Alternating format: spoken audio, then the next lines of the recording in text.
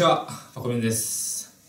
今日も皆さんの質問に答えていく時間を設けたいと思います. 이번 시간의 질문은 이겁니다. 일본어를 공부하기 잘했다고 느끼는 부분은 어떤 겁니까? 일본어를 공부해서 잘했다. 일본어를 공부하기를 잘했다. 라고 느끼는 것은 무엇입니까? 라는 질문을 받았습니다. 그런 질문에 대해서 답변을 드리면 가장 크게 일본어를 공부해서 좋았다 라고 느끼는 부분은 그거네요. 뭐라 그럴까?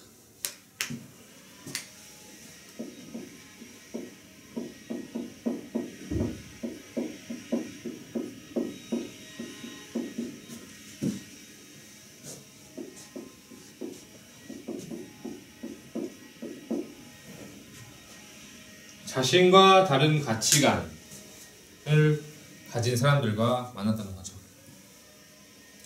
한국에 있으면서 한국에서 계속 사시는 분들은 아마 대부분이 그렇겠죠. 한국에서 이제 계속 생활을 하잖아요. 어렸을 때부터 태어나서 한국에서 계속 생활을 해봤어요.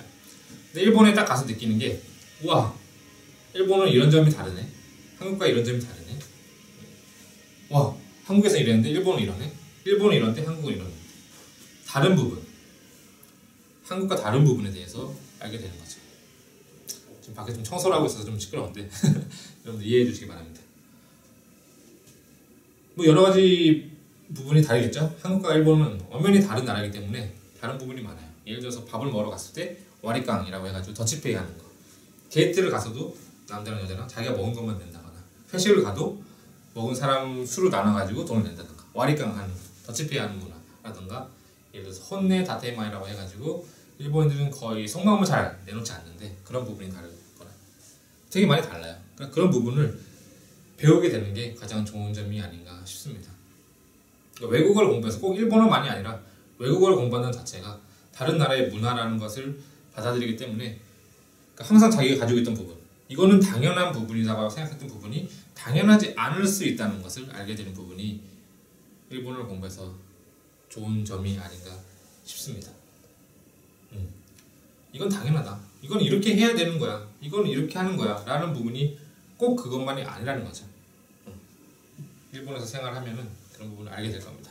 꼭 일본어만이 아니라 다른 언어를 공부하면 영어도 그렇고 뭐 중국어도 그렇고 그런 부분을 알게 되는 부분이 좋은 게 아닌가 싶습니다.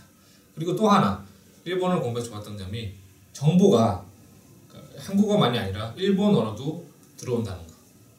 일본어로 써있는 책도 읽을 수 있고, 그다음에 예를 들어서 막 뉴스를 본다면은 일본에서 보는, 일본인 시각으로 보는 뭐 세계 정세라든가 그런 부분을 볼 수 있다는 거죠.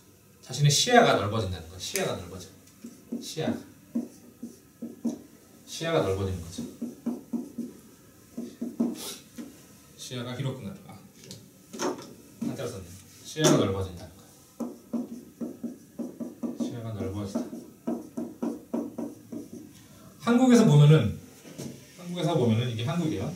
그러면은 뭐 보는 시야가 이렇게 되잖아요. 이렇게 이쪽으로 가요. 그러니까 안 보이는 부분이 있는 거죠.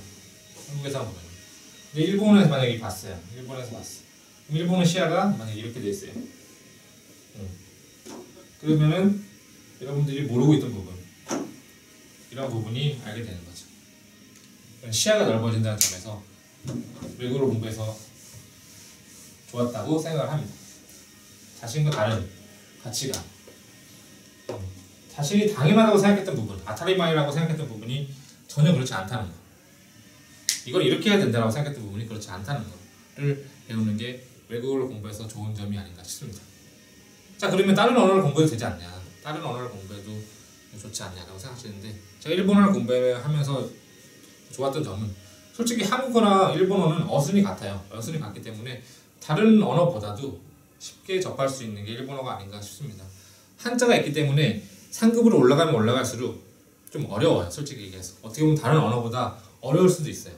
하지만 초급에서 접할 때, 회화를 만약에 하고 이럴 때는 다른 언어보다는 조금 더 빨리 접할 수 있고, 실제로 말을 하는 것만 봤을 때는, 듣고 말하는 것만 봤을 때는 다른 언어보다 더 쉽게 한국 사람들이 접할 수 있고 성공 체험을 할 수 있는 거예요. 빨리 외국어를 해가지고 진짜 외국어 잘할 수 있는 거, 이건 되게 시간이 많이 걸리는 작업인데, 일본어 같은 경우에는 정말 자기가 노력만 하면 한 3개월만 진짜 열심히 하셔도 어느 정도의 기본적인 회화는 충분히 하실 수 있다고 생각을 하고요. 그렇기 때문에 작은 성공 체험을 할 수 있고 그걸 바탕으로 또 다른 언어도 공부할 수 있는 거죠. 아, 일본어를 해봤더니 이렇게 하더니 말이 돼. 말도 되고 이제 들리기도 해. 그럼 되게 기쁘잖아요. 아, 나도 외국어를 하면 되는구나 라는 자신감을 가질 수 있다는 점.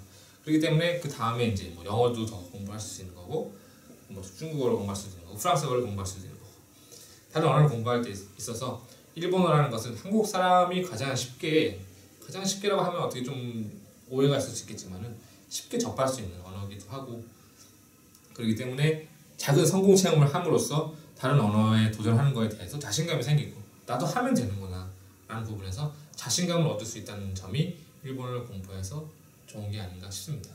저 같은 경우도 진짜 공부를 되게 안 했어요. 못한 게 아니라 안 했었어요.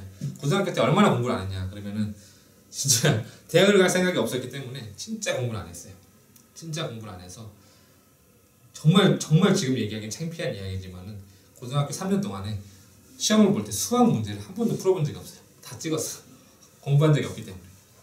그랬던 저였지만은 일본어를 공부해서 이제 입이 트이고 말이 좀 됐을 때 일본어 선생님하고 일본어로만 얘기가 됐을 때 저에 대한 자신감이 생기더라고요. 아, 나도 하면 되는구나 라는 자신감이 생기게 되고 다른 어떤 걸 할 때 새롭게 도전을 할 때 다른 거에 도전을 할 때도 하면 된다 했더니 되더라 라는 자신감을 가졌다는 점이 일본어를 공부해서 좋았던 점이 아닌가 싶습니다.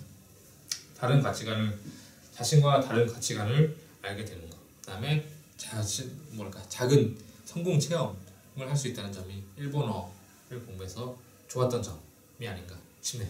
여러분도 한번 도전해 보시기 바랍니다. 감사합니다.